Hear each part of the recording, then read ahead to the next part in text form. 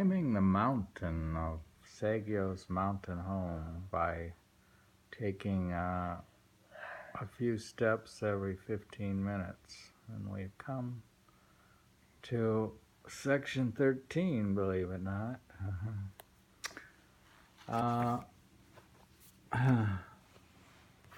We come to one more poem of impermanence, rowing, rowing through a world where waves tower, all of us tying up at last at the foot of Boot Hill. Okay, I won't repeat. This one is with others, writing on the theme of the undetermined nature of the inborn mind. So kind of a Buddhist idea, probably. Have we read them already? Don't think so. Like star lilies that sway in thick-grown fields where larks fly up, this mind bound to no one thing. It says here the inane mind has the potential to achieve various states of enlightenment. Fact symbolized by the swaying blossoms of the lilies. There is a play on Yuri lily and Yuri wavering. There's a word play with Yuri, meaning lily and wavering. So I guess there's a lily that's wavering. Here you see the word Yuri. It says, like star lilies that sway in the thick ground fields where larks fly up, this mound bound to no one thing. Yeah, I just read something about Buddha's there's 4 stages of enlightenment or something before the final one, you know. Like just having bliss itself is not the final one, because you're beyond even bliss and all kinds of stuff. And when you reach complete enlightenment. Anyways, here we go, reciting Buddha's name at dawn. In the rhythm with the tolling of the bell that wakens us from dreams, 10 times I intone the sacred name. Was he reciting Buddha's name? In rhythm with the tolling of the bell that wakens us from dreams, 10 times I intone the sacred name. Interesting, like, is he hearing a bell, or is the bell inside? He could be hearing the music of the spheres. It is the eternal mind. The rhythm of the tolling bell that awakens us from dreams. That has to be an internal bell. 10 times I intone the sacred name.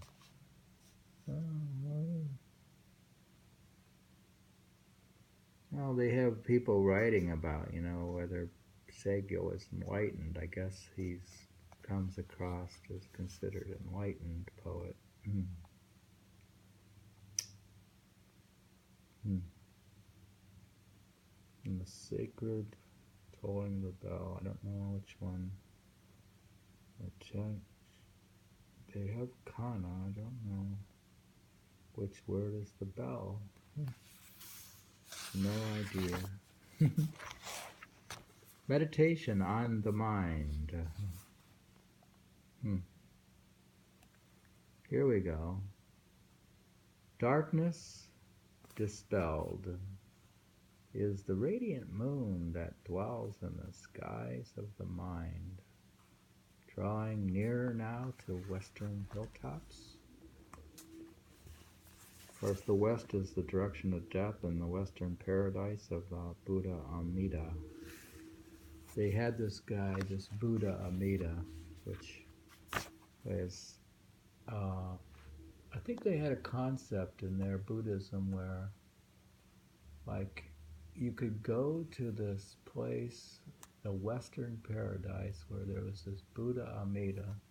This is like after death, and you go there and you can reach enlightenment in this western paradise. If you couldn't reach it on earth, I don't quite get it all, but I've heard something about their concept. Anyways, I read the poem. Darkness dispelled is the radiant moon that dwells in the skies of the mind, drawing near now to western hilltops.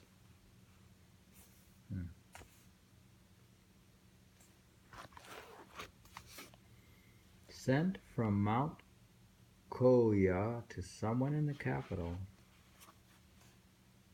clarity of mind comes from one's surroundings. I tell myself, but this mountaintop where I live is a cheerless place.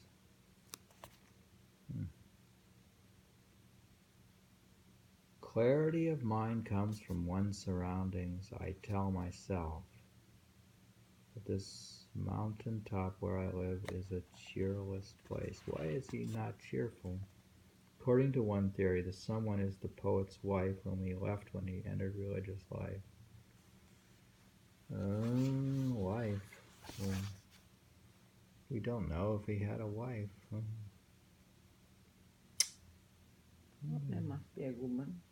There must be a woman. You mean to be tying to every great man, there must be a woman? Sure. Sure. There was a woman, but in the end, he's alone in a mountain hut there. There's no woman there. Yeah, but his mind, and the mind, everything is still exists. So is it a little bit cheerless place without his wife? Do I have to have a wife? He lost her in the clarity of the mind. Is my life cheerless without my wife? He lost her in his mind. Is my life cheerless without my wife?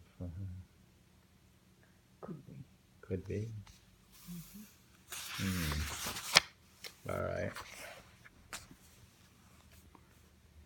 In this mountain village where I've given up all hope of visitors, he just gave up. How drab life would be without my loneliness. He comes to enjoy his loneliness. His last companion. His loneliness is a companion? He makes it to be one. I don't know if I understand it. In this mountain village where I've given up all hope of visitors, how drab life would be without my loneliness. What is it? Loneliness makes it better? They go drab. Drab, how dull, how boring. Yeah, certainly. Imagine How do you understand that? It's like boring and would be without his loneliness. He feels at least that loneliness is a feeling that he enjoys more than boredom. So loneliness is better than no feeling at all? Oh, it's like you don't exist anymore. Next step is you're not. Well, these are complex topics in early Japanese poetry. Loneliness, solitude are all big themes, but I guess you learn about it by studying Japanese poetry. We're reading early Japanese waka poetry, a precursor to haiku. He's highly influential to basho. Here's the next poem. The twilight bell I waited for is sounding. If tomorrow is granted me, I'll listen for it again. Here he says, the Ire no Kahani, or twilight bell, is sounded at most temples at the close of day. Its striking reminds one of the closing of a lifetime and evanescence of the world.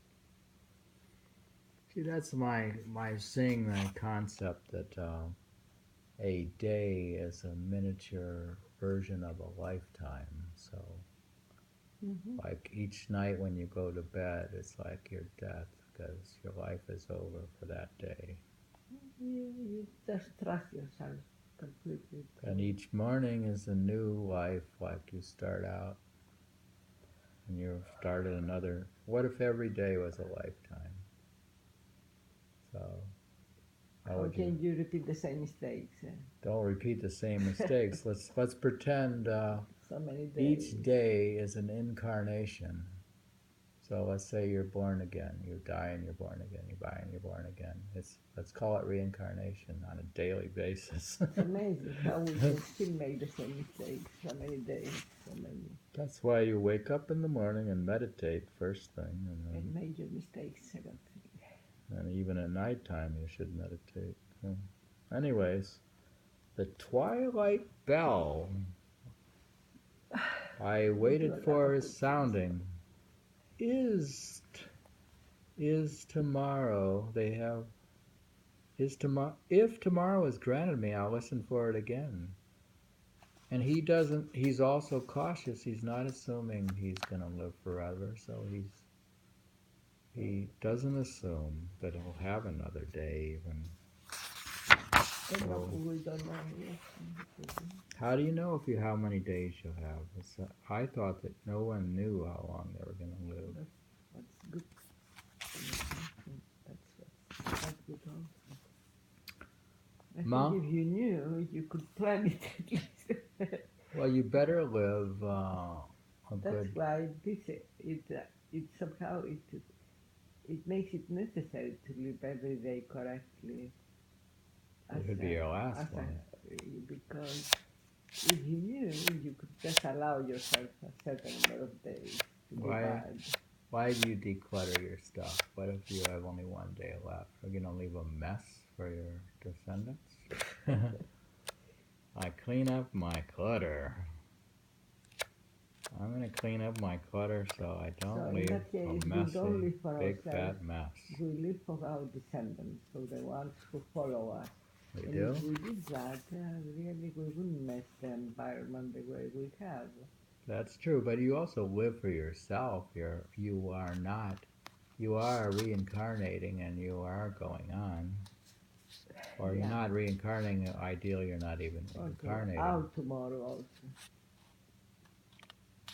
Or tomorrow, you have a tomorrow.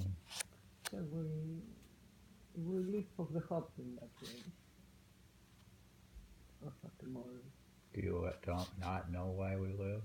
I thought you would know. I thought you were incarnation of Athena.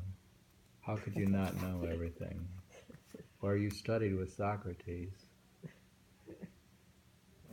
Did you study with Socrates or not? I was left behind. You must be about as wise as he could be. Mm-hmm. So how could you not know everything? I'm going to read from Saigyo. It seems he knows what he's doing. Mountain village, where wind makes sad noises in the pines and adding to the loneliness, the cry of an evening cicada. I guess the little cicada adds to loneliness. We're talking about loneliness. The cry... If he's already lonely, anything will add to that. Well, what are these cicadas? They make a lot of racket. The mountain village where wind makes sad noises in the pines and adding to the loneliness, the cry of an evening cicada. So he's got the wind blowing and he's got a cicada crying and that adds to the loneliness.